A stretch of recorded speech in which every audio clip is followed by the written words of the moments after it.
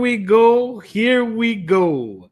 It's coast to northeast coast tonight, ladies and gentlemen.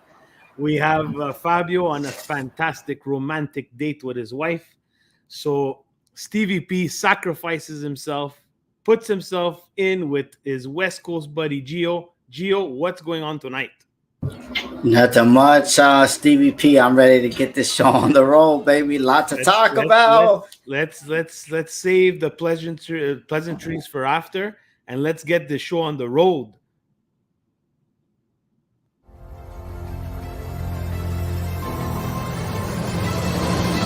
Welcome to the Milan Weekly Podcast, the English voice of Milan fans all over the world, with your hosts, Vinny T and Stevie P. Benvenuti nella casa Giroud in area, si gira, sinistro, rete, gol capolavoro di Olivier Giroud. Mignon with another magical save. Mamma mia, Geo Hernandez, coast to coast, del numero 19. Leao carica il mancino, eccolo qua, Rafa Leao. Il Milan è campione d'Italia. Il Milan è campione d'Italia, guys. That's Stevie P. I'm stuck with my Milan Weekly Podcast, always clicking on that same intro for years and years and years. My apologies to Fabio and Gio in advance. That's my bad, guys, but we are a family. Milan Weekly Podcast, coast to coast. Tonight, it's coast to northeast coast. And we're going to bring the action. And I promised Fabio that I was going to bring the fire. I was going to bring the passion. And I know myself and my West Coast brother, Gio, we know we have the fire tonight because, guys, we're going through a hard time. Let's face it. I've been in multiple chats. I've been on Twitter. I've been on Instagram. I've been on Facebook. This whole time, guys. This whole time, and the negativity is crazy, and it's merited. It's merited, guys. Let's be honest with ourselves. We didn't expect this. We knew it was going to be a tough season after the Scudetto, but not something like this. So I don't know if I speak for you, Gio, but Gio. I know Gio if I speak for you, but it's there. The negativity is there.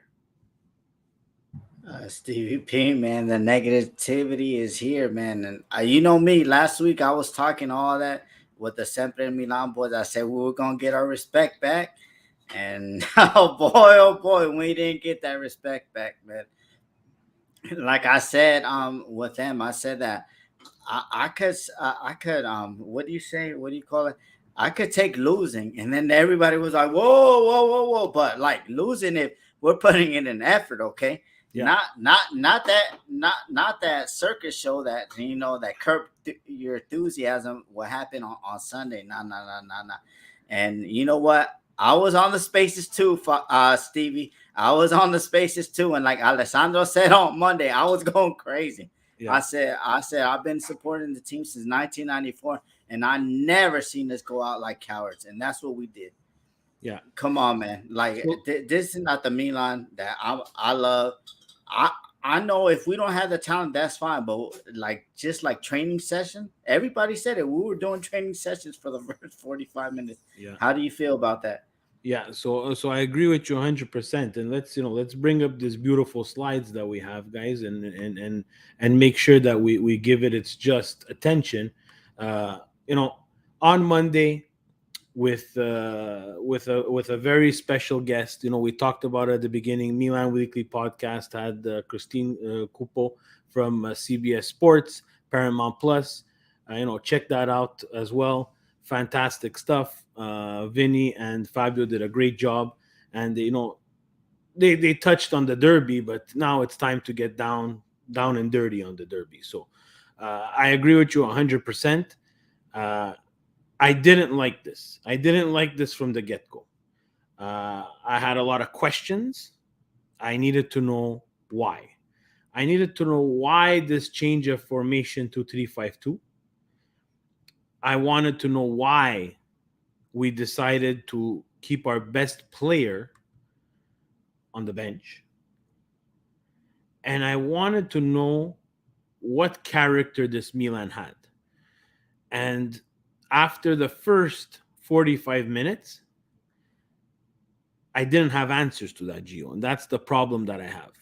I didn't have answers to that. I couldn't understand the 3-5-2. And what's frustrating me, and again, am I a Pioli lover? No. Do I think he did a masterful job last year with the team? Yes, absolutely. Miracle.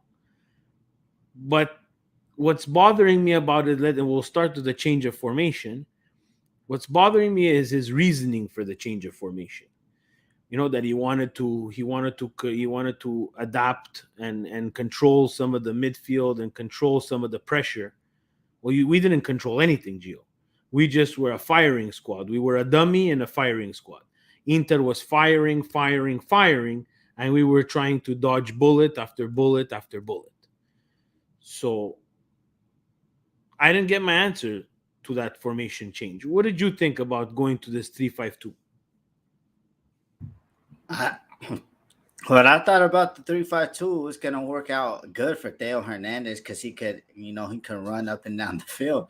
But then I see, everybody knows that Stevie P. I love Calabria a lot, and to see him like how he's been the last couple of weeks, that's why I said Pioli has to I know that these players got you the Scudetto and you owe him some loyalty, but Calabria, since he's came back from the injury, he's giving away penalties. He's getting burned.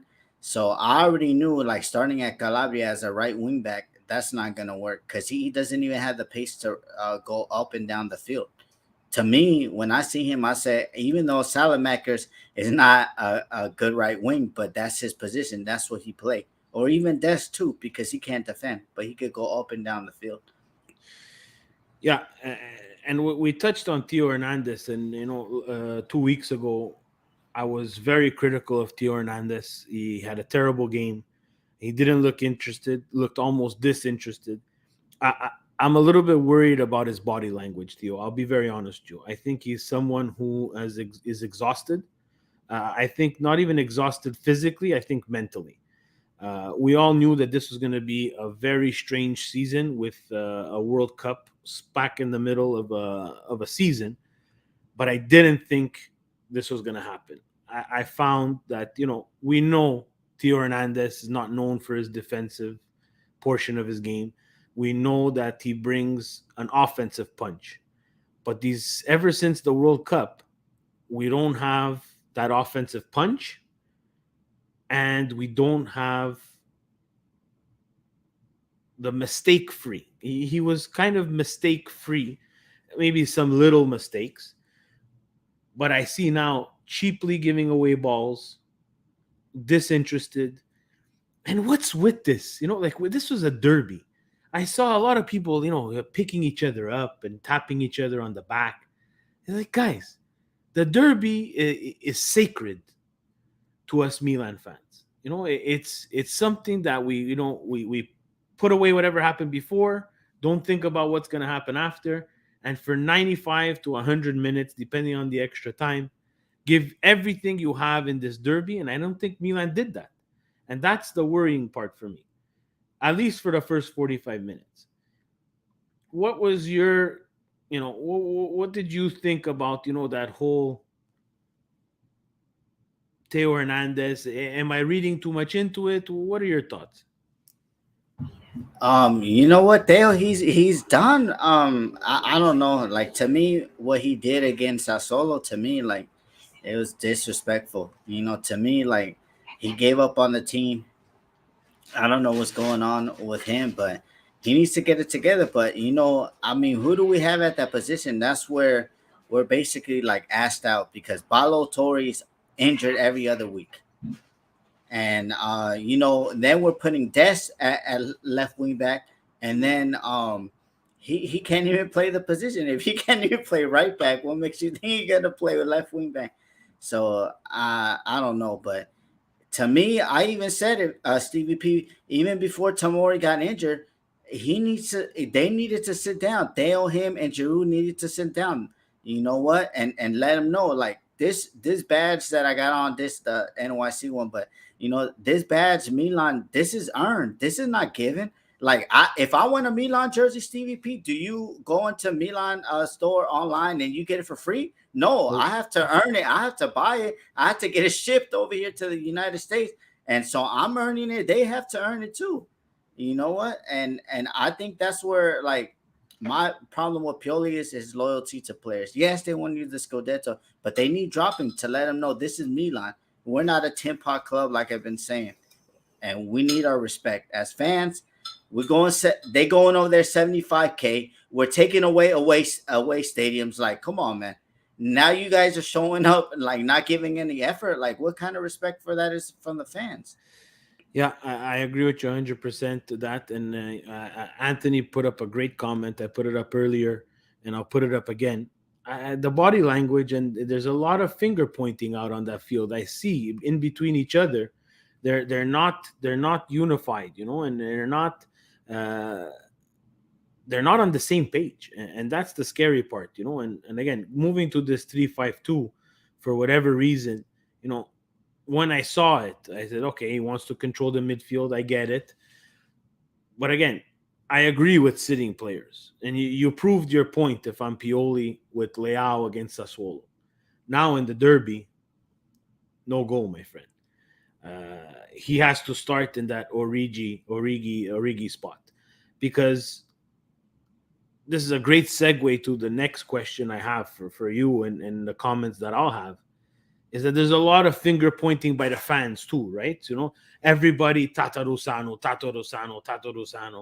or Maldini Massara, or Cardinale. Everybody's pointing at something. I have my opinion on it, but I want to get yours. Where are we really pointing the finger at? What's the problem here? Stevie P is top to bottom. I think that we didn't. How many years you've been saying right wing? Give me a right wing. Even before I was on the channel, and look at us now. We're still, since Suso, like, we haven't got what he's like 3. This is gonna be his 4th season away. It looks like. So, I mean, it's at the quality. Like, I understand like what they wanted in the summer, and you know what? To me, I'm gonna say it like right now, Stevie P. Maldini, if they not giving you what they promised or the power, that you got to go, bro, because at the end of the day, like, there's going to be people that are going to hate you, not me. I know the player versus the management. I know how to separate that, but if they made us look like clowns in the summer, Stevie P, with all this renewal to the last day, and then now, so it's been like this since the summer, and now that Balotelli's always injured. You don't get a replacement. You get this is on Pioli. Like, to me, when Pioli first came, he was playing the young guys. When we made the Champions League squad, everybody had their moment.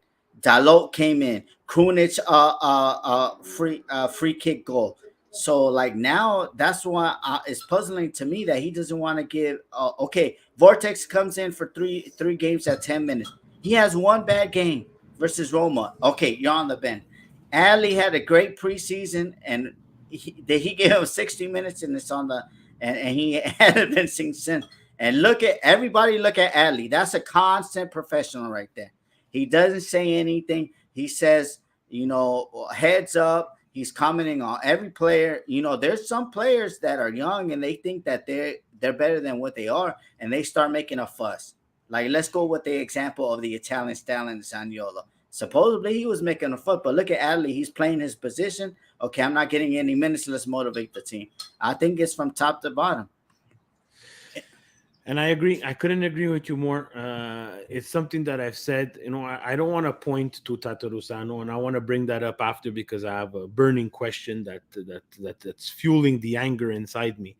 But I'll go to that, right? So again, people that have watched the show and continue to watch the show, they understand and they know that I've been craving for a right wing and that we won a Scudetto with 10 men last year.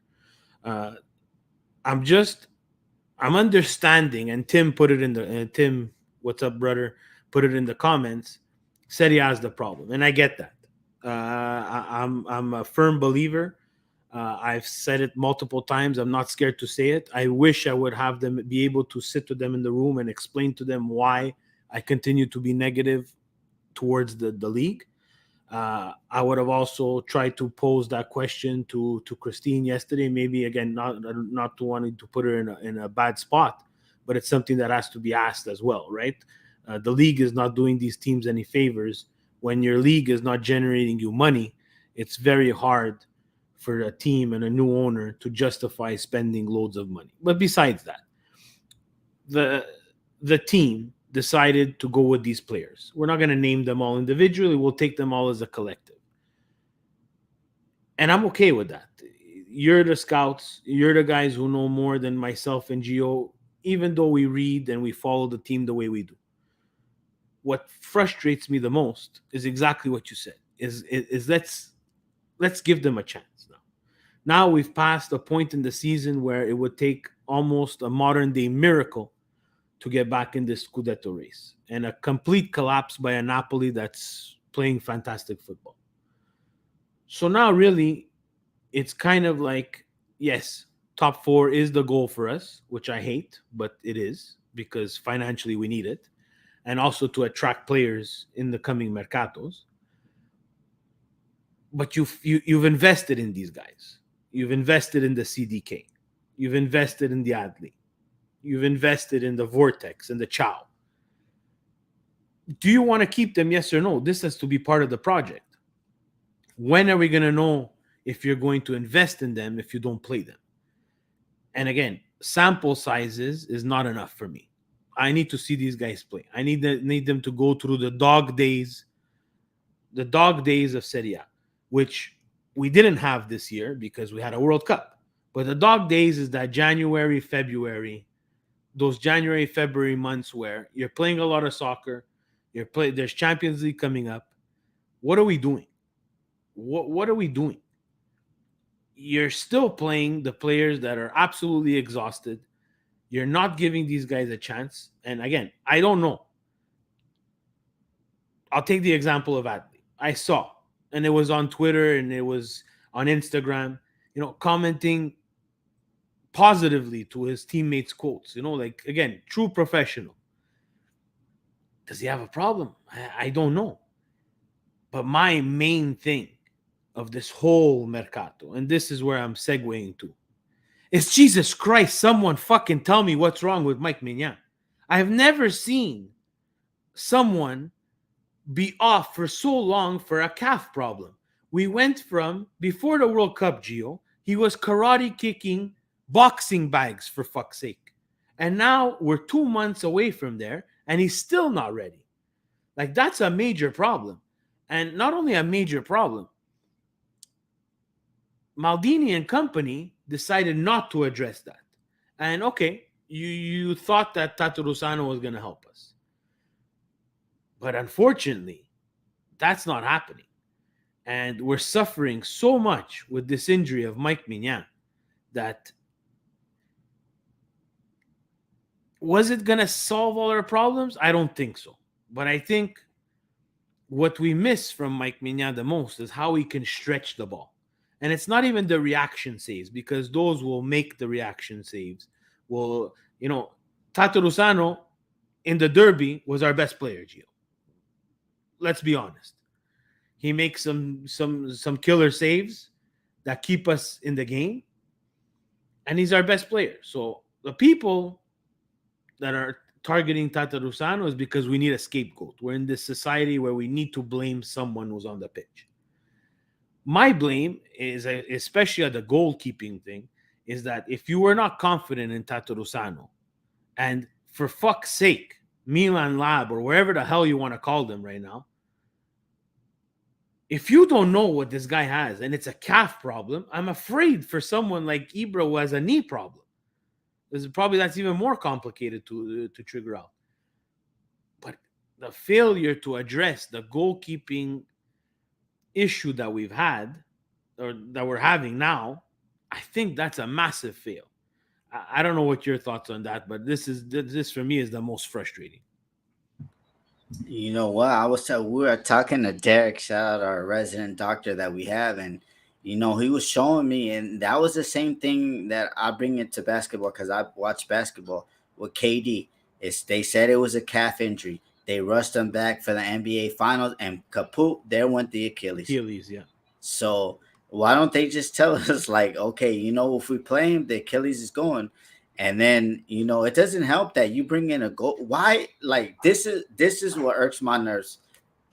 Okay, I want to do it the right way. Like, I'm not one of those fans that want $50 million play. I want 10 to 15.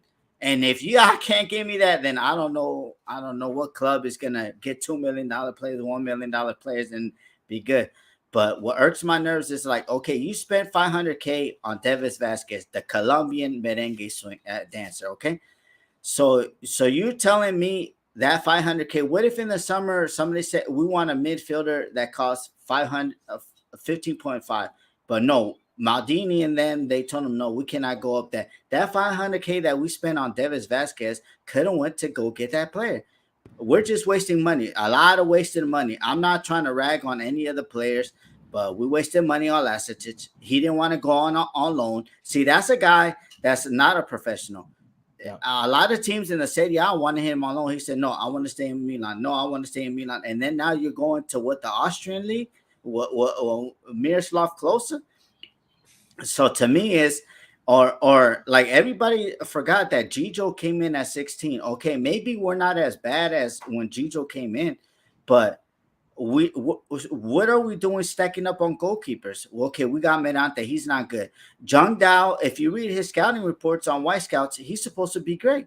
He's a shot stopper. And then we got Mr. 69, I call him, Lupa Nava. Okay, the Primavera is not doing good in Serie A, but when he goes outside in Europe, he's making hell of a saves.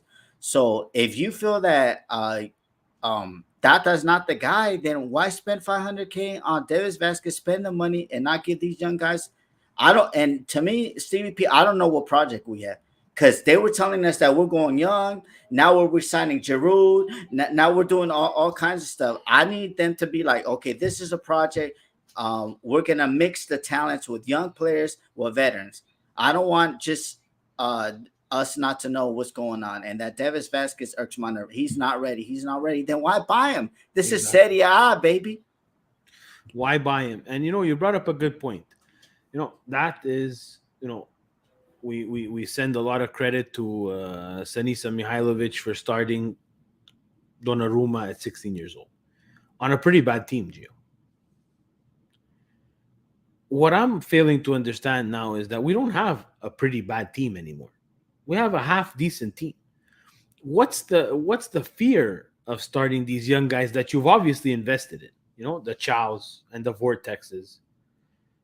They have to be able to show something, or else they're not da Milan. And let's move on, guys. Let's move on. It's done. It's okay. I understand the risk, the loans, but you have an option. But how could you evaluate that option if you don't play them? That's my frustration with those guys there. Again, and I misspoke before, and I'm gonna correct myself because I saw it in the chat. I'm mad, yes, at Maldini and Co.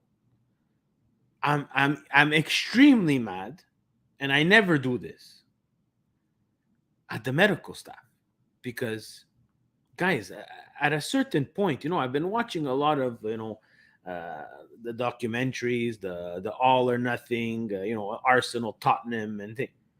Because these guys meet about injuries every single week. Like, you tell me that you still don't know that Mike Mignon's not ready when the transfer window is coming up, and you're not going to tell anybody that, look, he won't be ready for February. He might not even be ready for March. And the solution for that is the Colombian limbo dancer that we got. This is ridiculous, guys. And I'm swearing for Fabio. For fuck's sake, guys. We're Milan, Christ. We are Milan, guys. And I said this throughout all the banter years. I've been doing this show for a long time. We're Milan, guys. We win. The Scudetto last year for me was something incredible, because that's what we do. We win. But the winning has to be sustained. And we're not in a position, like you said, to buy $50 million players. That's fine. But let's invest the money in some sort of project. Gio, Stevie, let's can I fast ask you a forward. question? Can I What? ask you a question? Yeah, of course. I want to ask you a question, and I want the chat to answer this. Okay, we don't make Champions League. What type of project do we have? Because everybody's saying, the management is saying top four, top four.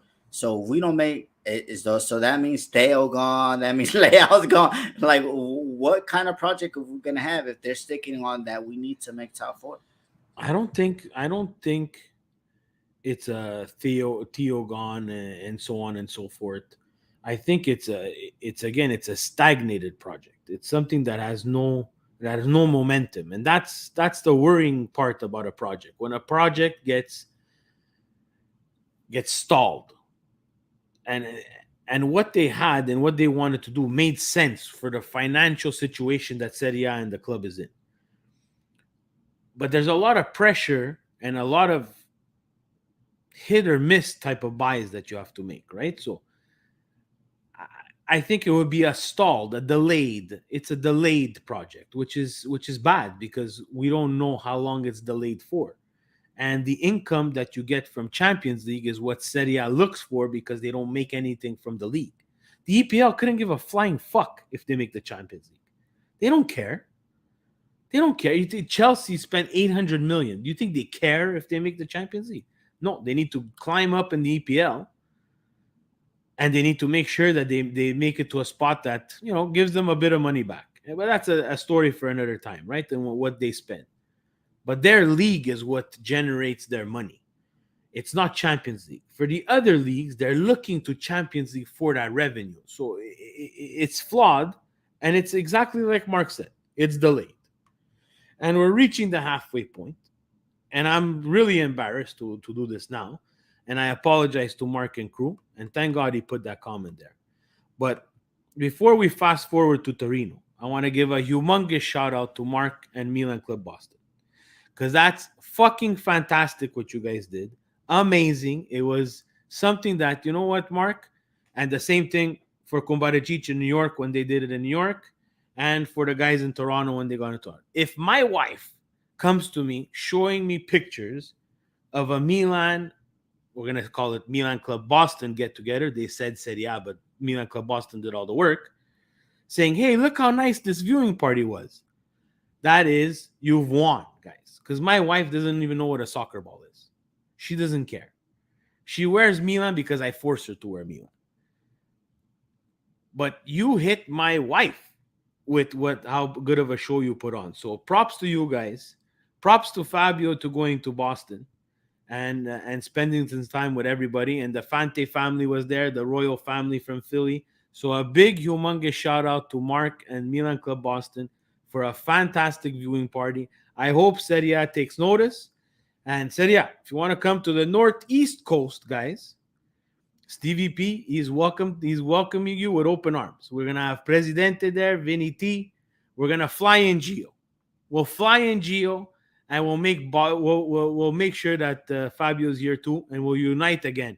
So, Serie A, if you're listening, Montreal is a great spot, multicultural. Love Serie A. We'll get all kinds of fans. Let's move on to Torino. Gio, what are we looking at this Friday? What are we looking for? Stevie P, what I'm looking for in this game is, this is how we're gonna win the game. We gotta let our nuts hang. Sorry, my language. Like, we gotta go out there 50-50 balls.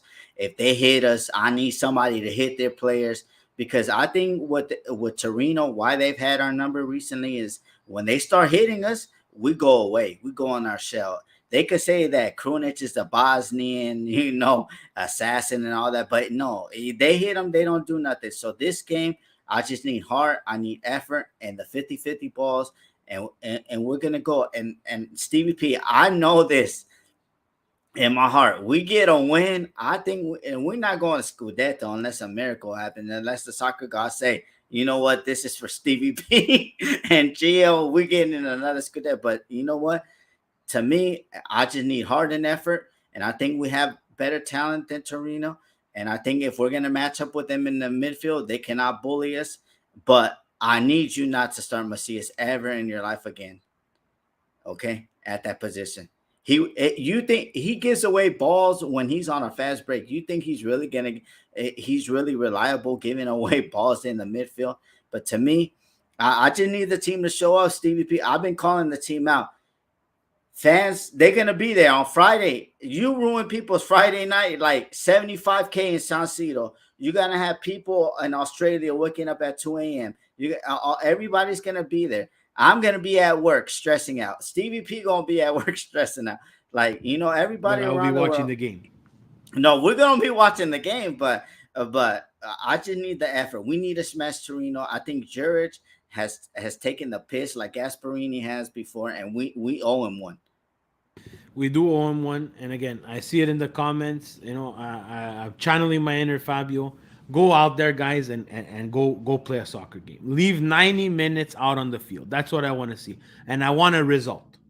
I want a positive result. I want to win this game. I want a motherfucking 3 points. I want to get out of this groove, and I want to start being competitive again, because I'm convinced that this team is competitive. I'm convinced that they, at the beginning of the year, we gave Napoli a hard time. We were good against Juventus. We were good against Inter. So the talent is there. Yes, we're missing, but injuries are part of the game. Deal with it. Tatarusano, we've won games with Tatarusano. I don't know if the internet forgot, but last year he played some games. So let's get off this. Hey, it's his fault. Hey, it's his fault. It's his fault. This guy's not buying me him.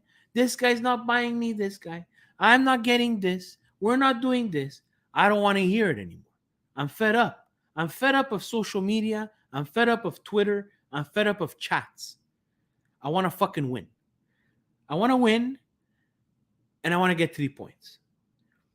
You get me the 3 points, however which way you're going to get me these 3 points, just get me them. Own goals, rebounds, tap-ins, penalty shots. I don't care anymore. I really don't care. But Pioli needs to find something to spark. And the guys that we've been protecting this whole show, and we've been asking for a chance, the Chows, the Vortex, the CDK, it's time to wake the fuck up. You want to play with the shirt? This Milan shirt, like Geo said, is earned. It's not given. Just because you're worth 35 million, it doesn't mean that you have to come onto the field like your dog died. Guys like Macias have played and are going to be Scudetto winners, guys. They're going to have just as many Scudettos as Francesco Totti. Imagine that, guys. Macias and Francesco Totti, one of the greatest of our generation to play in Serie A, has the same fucking amount of Scudettos as Macias. So let's get this negativity out of the way. This is what Coast to Coast is for. This is what Milan Weekly Podcast is for. But on the pitch, guys, I wish they would be able to play. Play the fat guy and the good-looking guy from California before the game. I'll fucking pump you up. I don't give a fuck. I don't care. I'm 42. I'm done with this shit. I want to see you guys win. I want to make sure my kids see you win.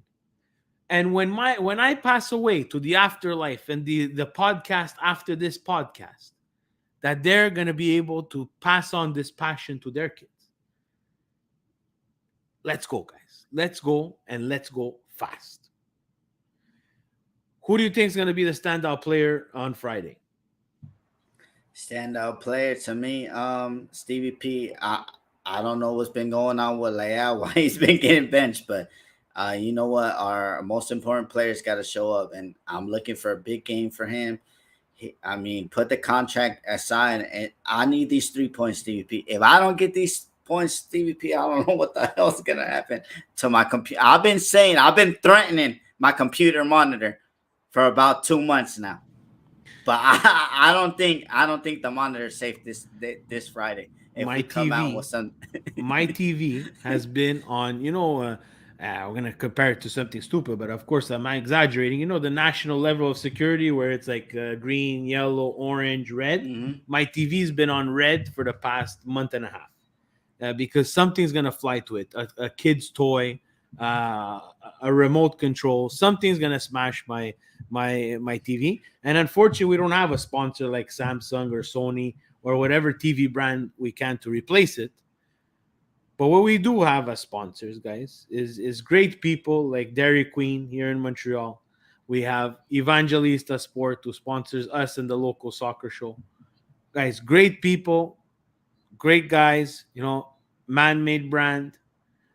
Guys like this, guys, who support the content that we create, the time that Gio and Fabio put in, the time that myself, Vinny, and Presidente put in, and the time that the great Jan of Busted Calcio Tweets puts in for Serie A and the content that we create, guys. We do this because we love Calcio and we love Serie A.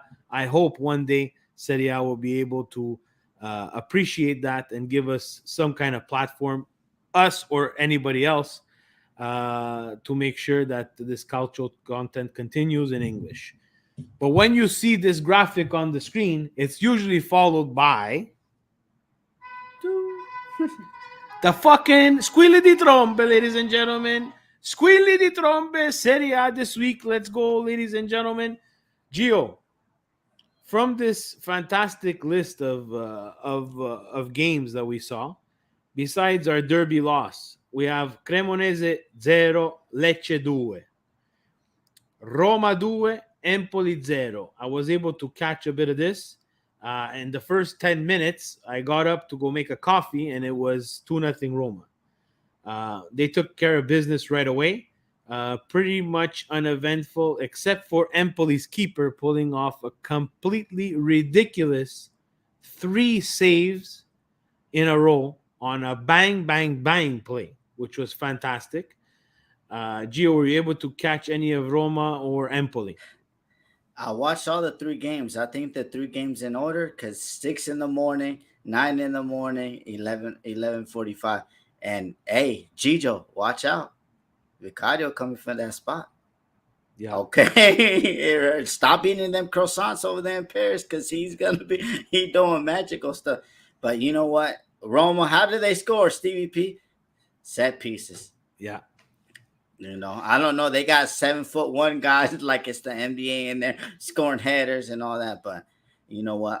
The Sassuolo Atalanta, man, shout out to Sassuolo for not dropping the ball the next week after that they destroyed us. So thank you on that one, Sassuolo. I appreciate you for that one. Yeah, true that. Sassuolo game. Uneventful. I saw an Atalanta that had 0 ideas in the final third, which, Gasparini's men in the final third, usually they do have a lot of ideas. I know Atalanta got an early red card, which kind of changed the game for them. But again, typical Serie A game there, 1-0. Napoli 3, Spezia 0. I think Napoli's playing fantastic soccer. Osimhen is off the wall, playing out of his world this year. Is there anything that could stop Napoli, Gio? Those fake transfers for Osimhen, that's going to end up stopping them, I think. But apparently ADL today came and said, my players are not for sale. I'm not in debt. I don't know, but you know what? Osimhen, now you're seeing that he's healthy now, and it's crazy. And I think with Napoli, like I said, the whole season, I thought they were going to go away, but they have a 1-2 punch. They have a 1-2. I'm not gonna say it, but the 1-2 punches before that were out there in the team. But they got I think right now in Serie A the best 1-2 punch. Guevara, he could like dribble past people, make a shot on his own, and Osimhen, somebody in the Montreal chat said something, and I started laughing that he could basically score with his private area. That's what he said. I think it was Anthony Milan Legends. I think he said he everything is going. Hey, it's Milan Legends. We do not pronounce his first name, please. We'll move on. Napoli's having a great season. We're tops to that, and we'll have to deal with the ridiculous, annoying Napoli Twitter. But that's something that we'll navigate once we get there. Torino 1, Udine 0. I was not able to watch this, unfortunately. I don't know if you caught some of it there, Gio, or else we can go on to the next side. No, I didn't catch that one. Fiorentina 1, Bologna 2.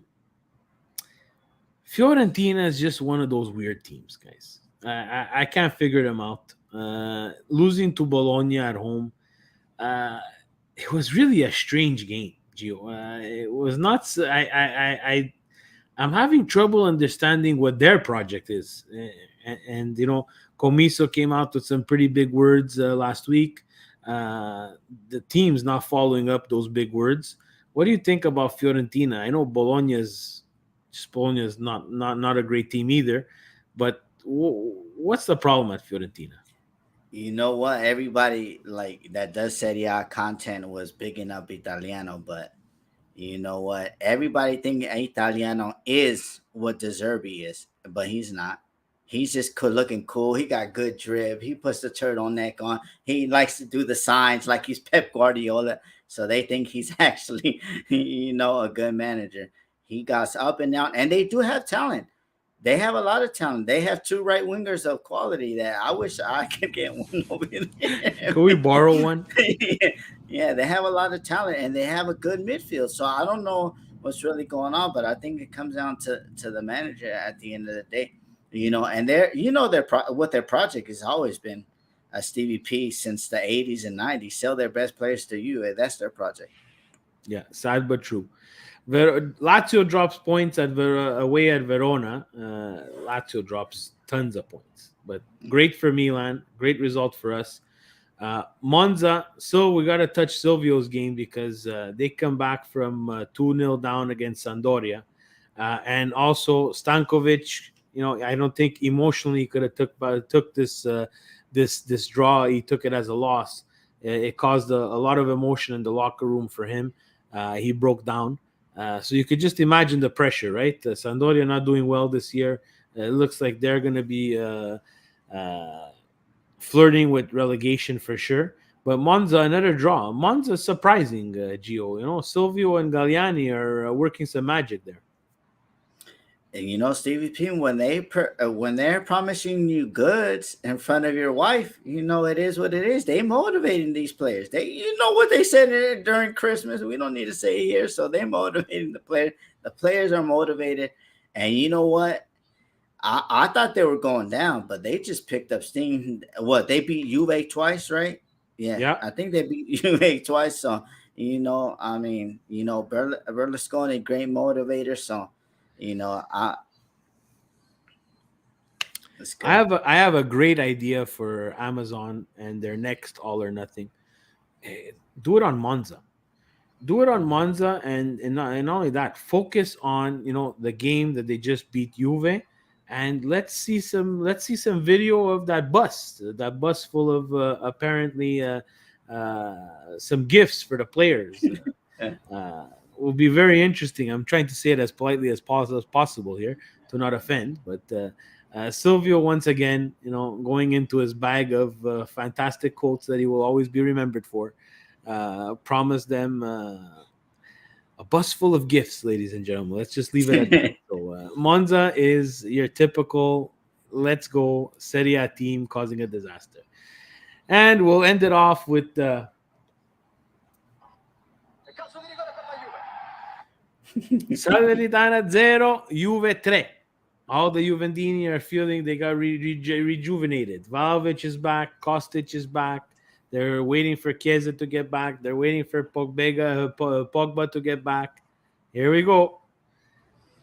Look, guys, Salernitana and Juve. I thought that Juve was going to come out. I thought that they were going to, they're going to be pissed off and get the 3 points here. I was not surprised.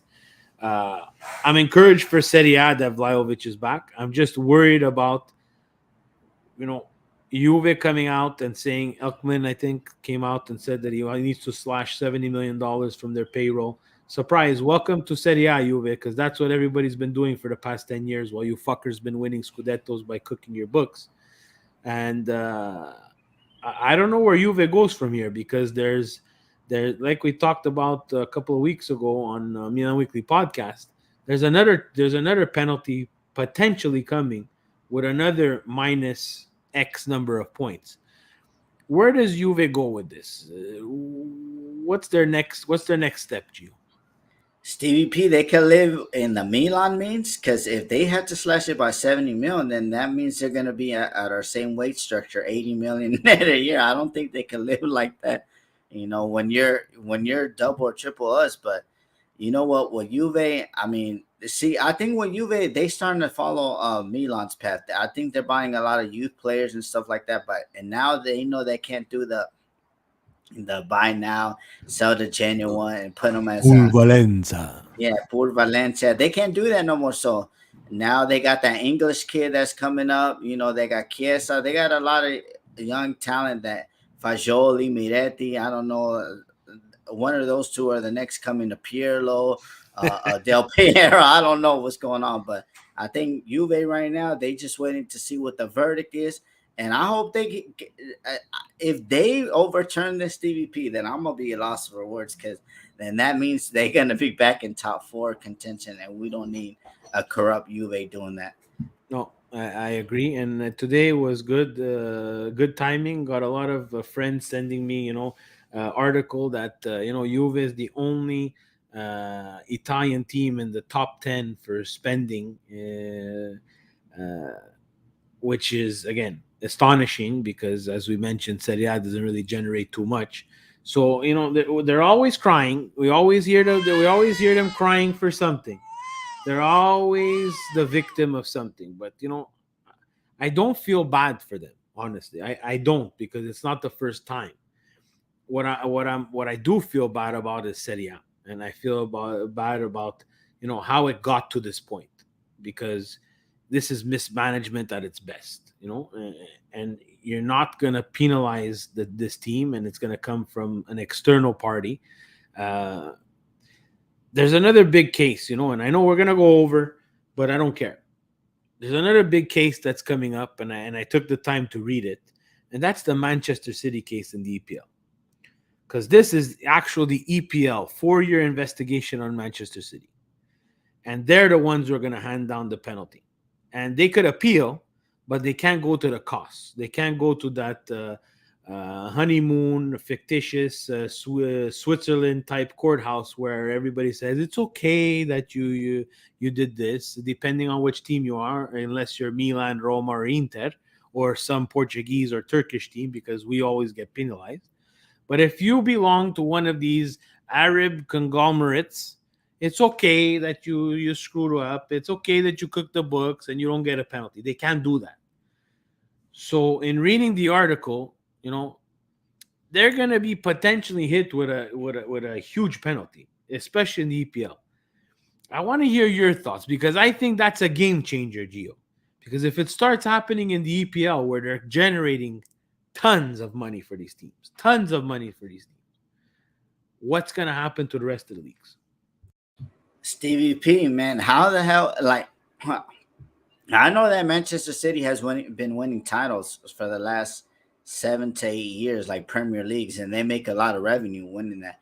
But how is a club that can't even fit fill in their stadium is making more revenue than Real Madrid and Barcelona? That is like no way, no how. Like, they're making more. And then there's this guy that came out. He said, look at Milan. They just won the Scudetto, and West Ham made like double. With, of course, they made double. They're in the Premier League. Do you guys not understand that NBC Sports / USA paid them for 6 years, $1.6 billion US? Like, of course, they're gonna make more than us. When Paramount Plus, which I love Paramount Plus because they actually respect the league, not like other streaming platform. They're showing Italy as a country, clubs and everything like that. But they're only giving us 50 mil outside the U.S. market a year just for the States. So you know what, Manchester City, it's just funny, but you know what, Stevie, I don't think it's gonna go down. I think that they're too smart. That Middle East money, more brown envelopes going to be paid off, and that's what's going to happen. I don't think that anything as bad is going to happen to City. Now that's why they're selling everybody now. Zinchenko, anybody that has a profit for them, now they're selling it, and that's why their team has become weaker. I think they sold like seven of the top 8 players that won them a lot of trophies in the last 3 or 4 years. It was Sane, Sterling, Gabriel Jesus, Zinchenko, all these other players too. So Yeah. Yeah, they're starting to sell as well. Let's go to the calendar, Gio. Let's go to the standings. Napoli 56, Inter 43, Roma 40, Lazio 39. That makes up the top four for Champions League, followed by Atalanta and Milan in that Europa League Confederation Cup bullshit. Torino at 30. Udine, Bologna, Juventus, with Juventus, of course, with the minus 15. On the right-hand side of the bracket, Monza 26, Empoli 26, Fiorentina 24, Lecce, Sassuolo 23, Salernitana and Spezia, surprisingly above relegation right now at 21 and 18. And the three relegation guys, which for me, I think Verona and Sampdoria, big surprise that they're down there. I'm not surprised that Cremonese is down there. What's your biggest surprise from looking at this? Let's take away Napoli right now because they're just playing out of their brains. And again, for us Milan fans, it would be obvious the biggest disappointment would be seeing Milan at 38 points at this point in the Scudetto race. Besides that, what are your surprise? What are your positive surprise and your negative surprise by looking at the standings? my negative surprise is Fiorentina, man. Well, all the talent that they have, they're in 13th place. I feel like we say this every year. I knew it was going to come to Fiorentina. I was trying to find someone else other than Fiorentina. And again, I can't. It's a real disappointment to see that type of franchise, and what they're trying to do in 13th spot. Yeah, And positive surprise? Mourinho getting Roma to 3rd place right now. I mean, you know what? They everybody on Twitter saying that they broke us, and that's what makes me even more pissed at Roma. I hate them even more as a club. That they broke us and they have overtaken us in the league. And you know what? We're gonna get it back, Stevie P. I believe in this team. I don't know, like everybody's think I'm delusional. They're asking me if I'm on some other stuff, but nah. I can. Okay, guys. Let's just say this. Do you really want to go back to Mesbah, Kevin Constant, Andrea Poli? Like, you want to go back to players like that and getting a wash Alex? Now I'm not trying to diss nobody like that, to get around me just because he was doing around me like an overhead kick. You want to get a Serchi. You want to get these type of players, a Manez. Come on, no, we need top quality. We're done with that, right, Stevie P? Or do you want to see those players? Or do you want to see those players again? I'm done with that. Gio. I don't want to see that anymore. For me, negative, just to go a little bit off Fiorentina. I don't understand what's happening at Sassuolo. I know they continuously have to sell players, but usually they're really good at replacing those players, and would usually be on the left-hand side of the bracket, or at least closer to the top. That would be my negative surprise of looking at the standings. Positive surprise, guys, I have two. One is Torino. I know I have a lot of respect for that franchise, just because they lost a generational team, right? And never were able to recuperate from that. And of course, they play second fiddle to Juventus in Torino, which is beyond me because Torino is the actual province that the people live in. But again, that's Italy for you. And another one has to be Monza. It's almost a miracle what they're doing. They're tied with points on Juve. Yes, of course, Juve minus 15, but hey, they're tied with Juve. And, with a couple of wins, they'll find themselves on the left-hand side of the bracket of the standings, which is a modern-day miracle. That's my surprises for Serie A. Let's look at what we have ahead. Milan, Torino, Friday. We talked about that. Then we have the Valentine's Day showdown in Champions League. Mike Richard, which is a friend here in Montreal. He's the only Tottenham fan that I know that lives in Montreal. We're not going to be Valentine's Day friends, that's for sure. Then Monza, and then Monza away and Atalanta at home. Gio, what are we looking at here? What do we need? I need 12 points, Stevie P, to be honest with you. Well, the Spurs doesn't count as the 3 points, but we just need a win in that game. And then the Torino, Monza, Atalanta, those are very tough games. These are the teams that we've had problems with, even when we were on top of the world, Stevie P. Like, even when we were slacking Real Madrid in Europe and all that, we've been had trouble. Well, not with Monza, but Monza, like right now, how we're playing, Monza they could blow us out like Sassuolo did. So to me, I want 9 points. I need 9 points to get back on track. And I don't like to scoreboard watch, but we have to. This week is very important for us to win because Lazio and Atalanta play. So please get us a 3 point. Let's regroup. We go again on Valentine's Day. Hopefully it's the Valentine's Day massacre. And we beat up on Spurs. And, and Conte pulls out his wig while he's chilling in the hospital eating his popcorn. And then we go with Silvio, and we got to just drop him the brown envelope, and we get those 3 points. And then Atalanta, you know how we feel about Gasperini, Stevie P.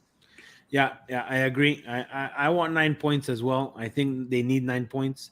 I think the Torino match will be key. That's why I'm looking for a result, because it'll transition to the Champions League game. It's Champions League at home, outside of the round robin.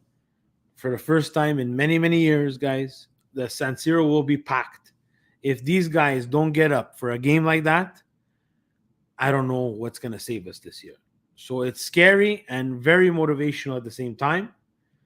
Again, going to Monza, going to Atalanta, if you want to get back into the top 4 contention, you need to pick up these points, and now's the time to turn it. We went through a negative patch. I get it. Scudetto, we've said it multiple times. Marathon, not a sprint. Okay, everybody. I'm okay. I'm going to channel my editor, Tony Montana. I'm okay. But now it's time to win. Before we go on to our favorite segment of the week and what everybody is looking for, guys, content in English, we're going to be putting it out there for you guys. But subscribe. Turn on those notifications, guys. Smash that bell. Smash the goddamn bell like as if you're going to Sunday church, ladies and gentlemen. And subscribe to the Milan Weekly Podcast, guys, and show the Milan Weekly channel some love and spread the word of Calcio in English content, guys. It's important. The Serie A needs to take notice. Their Serie A Twitter account in English needs to understand that we exist. And it's not for only us, it's for everybody else. So let's spread the word. Play it again in the background. Play it again. Let's show them again. Show them again, guys. Like, subscribe, turn on that motherfucking bell, and get those notifications on your phone so that you don't miss an episode of Milan Weekly Podcast, Coast to Coast, and our sidebar little project from me and Presidente, the local soccer show where we talk grassroots soccer. Guys, it's that time, guys. We're getting to an hour mark, so we're going to jump into it right away, guys. And let's get it on. It's Jan's baby. Congratulations to Jan, who got a promotion today at the Government of Canada. He will now be assistant to the Vice President of Canada. So Jan is the right-hand man. He will be creating some busted Canadian government tweets for them in the near future. Congratulations to Jan as we move on. Our first slide, ladies and gentlemen.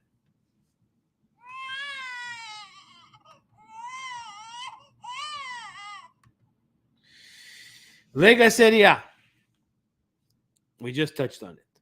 It's the English account for Serie A. Both in their prime.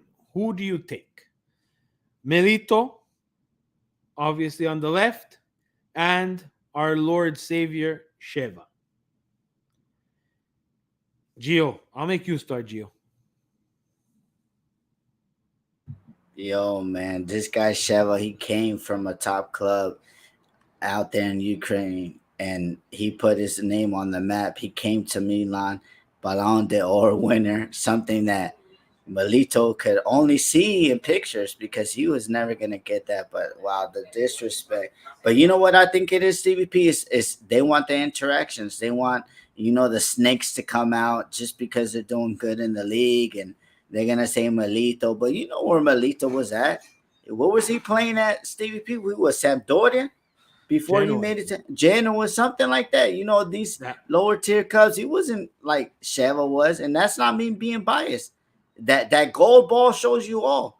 The only Ukrainian with that gold ball. That's the thing that sometimes we're a prisoner of the moment, right? So the tripletta year was a humongous year for Inter. It's something that no other Italian club did, and he had a fantastic year. And one of their best buys, and if please, Inter fans who are gonna obviously listen to this podcast and complain, I think one of their great buys was actually picking up Milito and Thiago Motta from Genoa in a double transfer that got them there. Please, guys, I'm really going off memory, and I could be totally wrong, but I think they got them both at the same time, and I think they were integral parts of the tripletta year. But Sheva's a goal machine, guys. He was power, he was speed, and he was also someone who just worked his ass off. Did two different type of players. Again, golden ball is obviously the option, the obvious thing of guys. It sets people apart. But for me, busted tweet. It's close to being a winner. Let's move on to the next one. This is crazy. This is crazy. I'll give you some context because I submitted this one. I love my brother Jan because he always listens to me. So this is classless gent, and it's all-time Champions League chart. Juve are levels ahead of Milan on this regards to the standings of points that they fictitiously calculate in the Champions League. Guys, I get it, Juve fans. It sucks when you can't win the Champions League and you have to resort to going to these calculations here where you're calculating where you've been and how many times you've made it, and there's points for where you've reached and how many times you got out of the round robin. Cry me a river, guys. I don't even want to press the soundboard for this one. I'll just give you my thing. We have 7 Champions Leagues.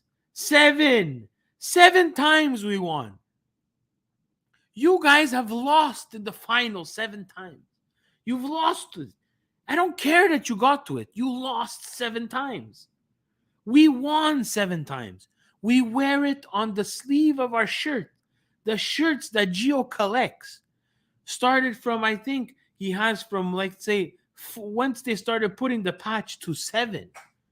And I can tell you this now, and I said it before, the next Italian team to win a Champions League, I am convinced, will be Milan.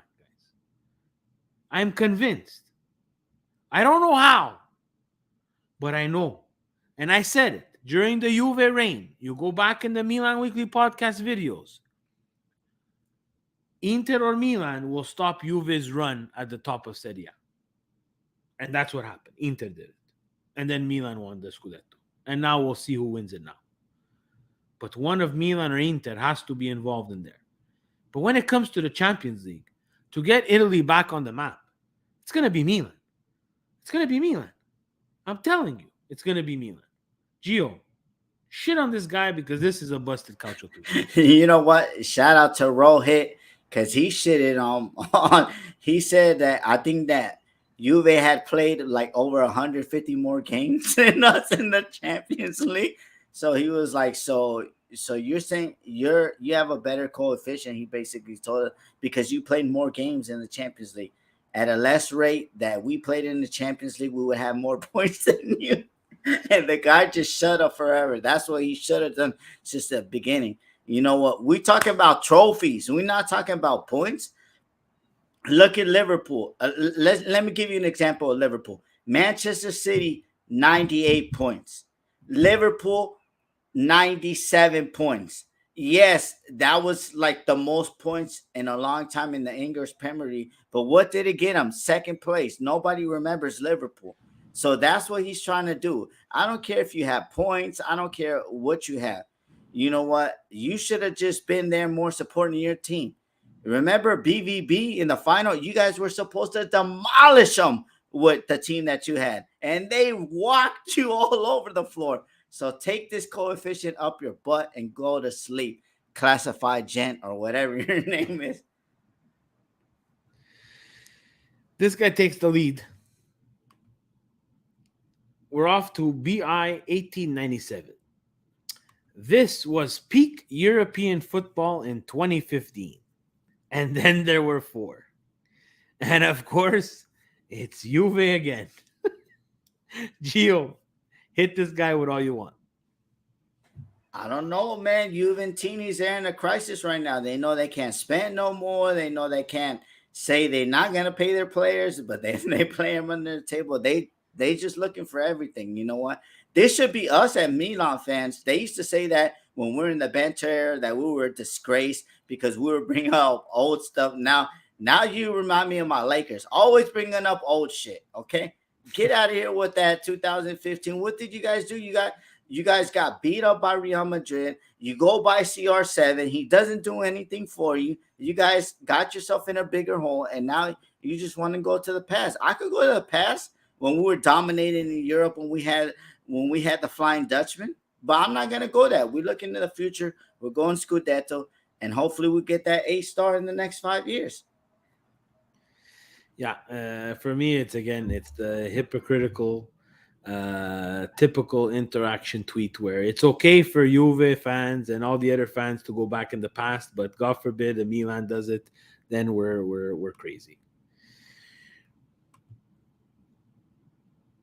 This is our best 11 on the left-hand side. And we have a comment. So it's a double one. It's the first time I see this one. It's a multiple tweet kind of thing over here.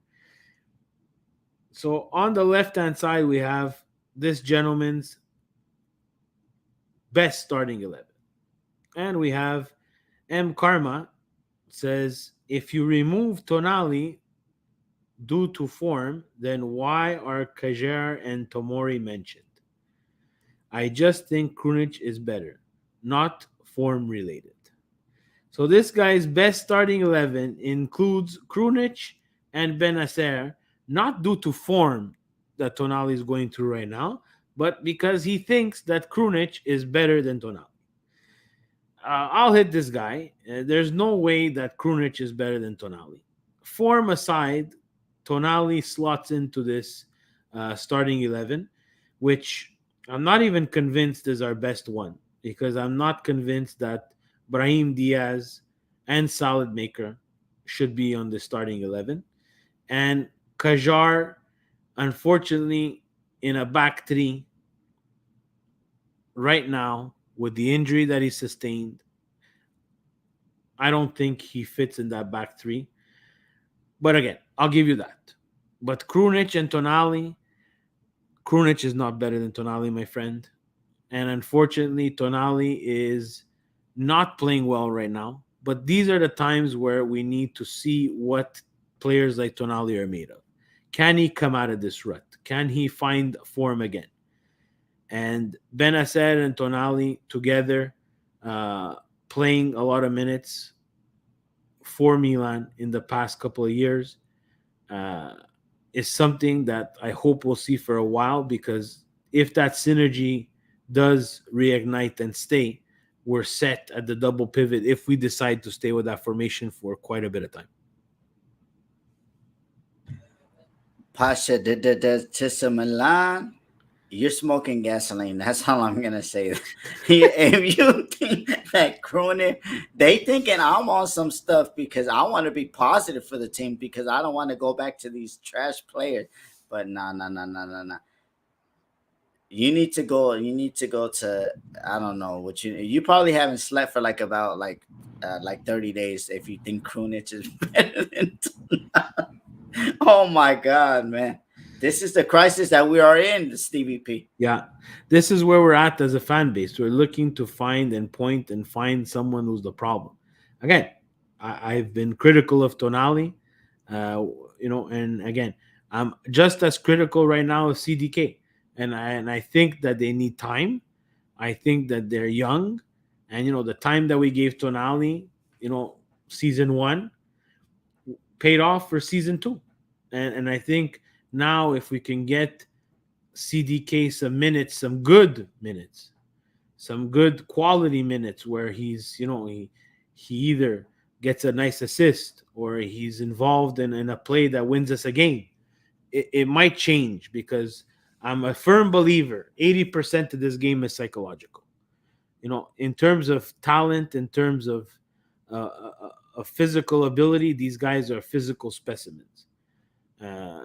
But psychologically, I think it's to another level that normal people like me and you, and again, people will question if I'm normal, but normal people, I don't think they understand the psyche behind being a professional soccer player. So this is busted. And that's our last one. No, we have another one. Mark White. I might be alone, but I can't say I feel all that cheated by what Manchester City might have done. They won fair and square on the pitch. I'd have felt more aggravated if referees had been blatantly corrupted towards them. So this guy is a Juventini going for Manchester City, basically.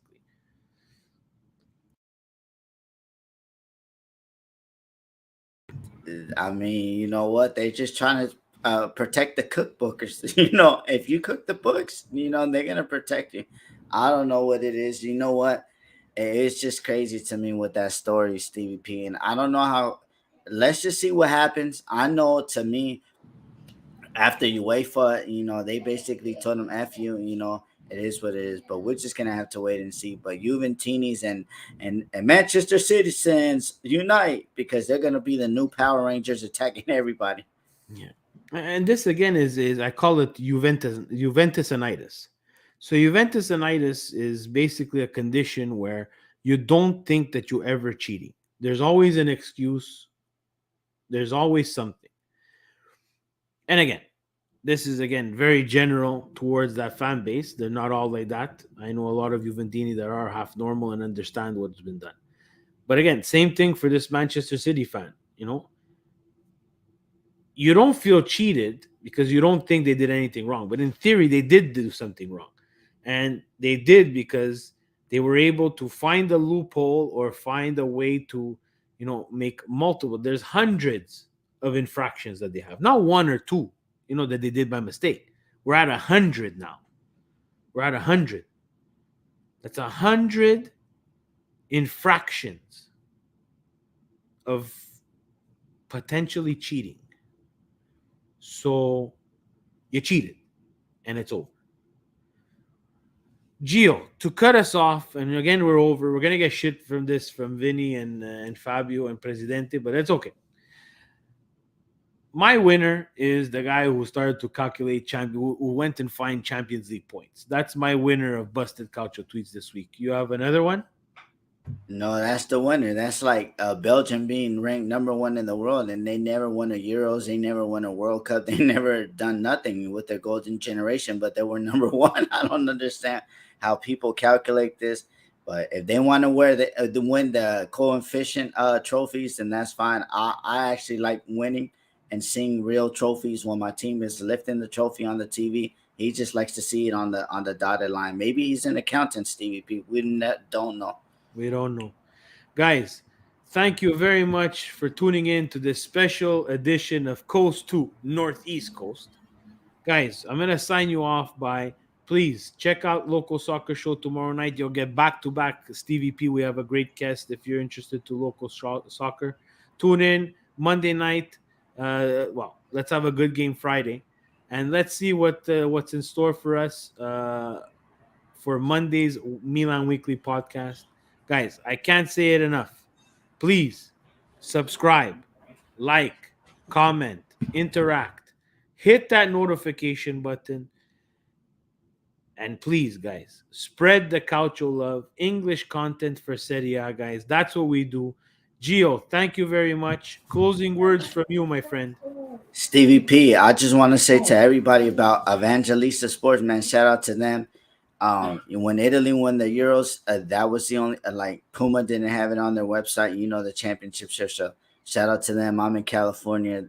I spoke to them in DM and they sent it right out to me. So they're good people out there, not just because they're a sponsor. I even before I was on the channel, I bought that shirt and they were able to like accommodate me. So shout out to them. And you know what? Let's get these 3 points, Stevie P. Let's turn the season around. That's all I want on Friday.